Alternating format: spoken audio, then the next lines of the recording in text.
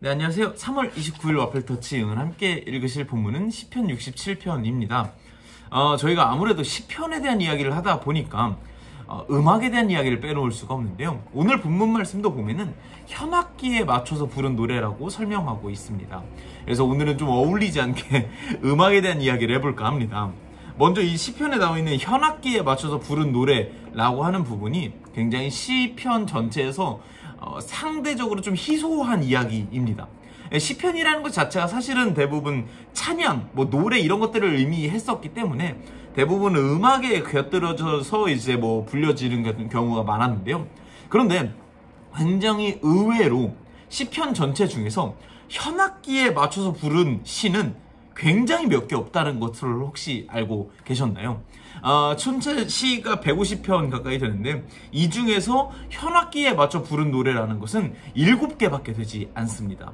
4편, 6편, 또 54편, 55편, 61편까지 5개, 그리고 오늘 보고 있는 67편과 이제 다음에 보게 될 76편, 이 7가지만이 현악기에 맞춰서 부른 시라고 할 수 있겠는데요.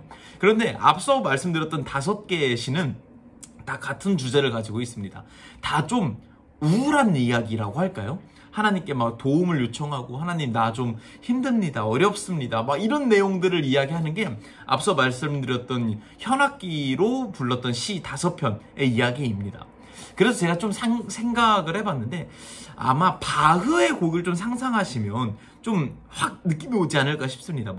쥐선상의 아리아 이런 느낌 있잖아요. 되게 약간 우울하고 첼로 음악이고 현악기긴 하지만 이런 좀 느릿하고 쫙 깔아지는 그런 내용의 음악들을 상상하시면서 보시면 확 와닿으실 것 같은데요. 오늘 저희가 보고 있는 이 67편과 뒤에 보게 될 76편은 좀 분위기가 달라집니다. 같은 현악기이긴 하지만 굉장히 좀 밝은 내용들을 이야기를 하고 있고 하나님께 감사의 찬양을 올리고 있는 내용들이 대부분입니다. 그래서 제가 생각을 해봤을 때 이 67편과 76편 하면은 떠오르는 음악은 뭐가 있을까 했을 때 비발디의 사계, 특히 그 중에서도 봄, 무슨 음악인지 아시죠? 빠빠빠빠빠라바빠라바빠 그 노래가 막 떠오릅니다. 하나님을 찬양하면서 빠빠빠빠라바 이런 현악기의 음악이 저는 좀 떠오르더라고요. 그 음악을 좀 상상하시면서 오늘 시를 읽으시면은 좀 더 감정이입이 되시지 않을까 하는 생각이 드는데요. 오늘 시를 보면은 여러 가지 이유로 하나님을 찬양하고 감사하고 있는데 6절 말씀이 굉장히 그것을 명확하게 표시하고 있습니다. 6절에 보면은 하나님이 우리를 축복하셨으므로 우리의 땅이 농산물을 내는구나 라는 이야기를 합니다. 굉장히 하나님께 내가 가지고 있는 땅에서 농산물이 나고 수확물이 나고 풍년이 일어서 하나님 감사합니다 라고 말하는 것 같습니다. 실제로 이스라엘 백성들도 한동안은 이 시편 67편을 언제 읽었냐? 이제 추수가 끝나자마자 바로 쫓아오는 절기인 장막절에 이 시를 읽으면서 하나님을 찬양하곤 했었습니다. 하나님, 우리의 추수에 의해서 하나님께 감사드립니다 라고 이야기를 합니다. 그런데 저희가 시를 좀 더 자세히 살펴보면은 이 67편이 굉장히 그렇게 개인적으로 내 삶에 좋은 일이 있어서 감사하는 시를 의미하는 건 아니라는 것을 볼 수가 있습니다. 보면은 다 이 주체가 굉장히 넓어요.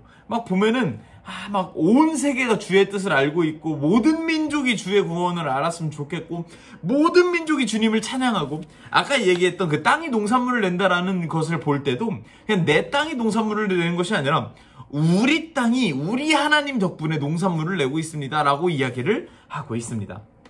보면은 모든 주체가 나, 우리, 모든 민족들이 열방들이 세상 나라들이 이렇게 이야기를 하고 있습니다.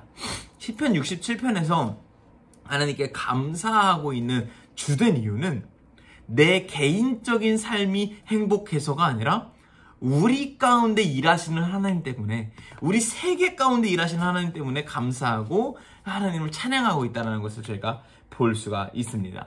아까 말씀드렸죠. 오늘의 시를 보면은 비발디의 사계 중에 봄이 떠오른다고. 빠빠빠빠라빠 너무 행복하고 즐거운 내용이 나오고 있잖아요.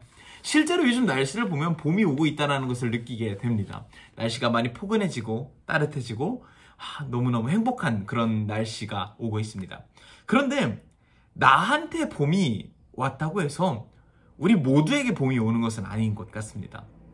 실제로 날씨는 우리 모두에게 봄이 왔을지 몰라도 누군가는 그 마음이 아직 겨울인 사람들이, 그 삶의 처지가 여전히 겨울, 한겨울, 폭설을 맞이하고 있는 사람들이 우리 주변에도 충분히 있을 수 있는 것 같습니다. 어쩌면 어떤 분들은 이 영상을 보고 있는 여러분들이 그런 상황일 수도 있겠다 하는 생각이 듭니다.